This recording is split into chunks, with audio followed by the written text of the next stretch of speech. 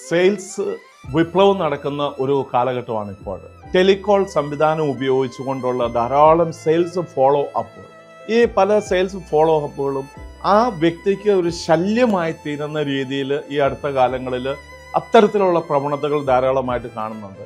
അത് തീർച്ചയായിട്ടും തെറ്റാണ്. അതുകൊണ്ട് തന്നെ പ്രൊഫഷണലിസത്തിൻ്റെ ഭാഗമായിട്ട് ഏതെങ്കിലും ഏരിയയിൽ താല്പര്യമുള്ള ബയേഴ്സ് ഉണ്ട് എങ്കിൽ നമ്മൾ സ്വാഭാവികമായിട്ടും ചെയ്യേണ്ടത് അതിന് അപ്പോയിൻമെൻ്റ് എടുത്തിട്ട് ആ കാര്യകാരണങ്ങൾ സഹിതം അവരെ വ്യക്തമാക്കി കൊടുത്തതിന് ശേഷമുള്ള ഒരു കോൾ ആണെങ്കിൽ അത് ക്ലോസ് ചെയ്യാനായിട്ടുള്ള സാധ്യത വളരെ കൂടുതലാണ്.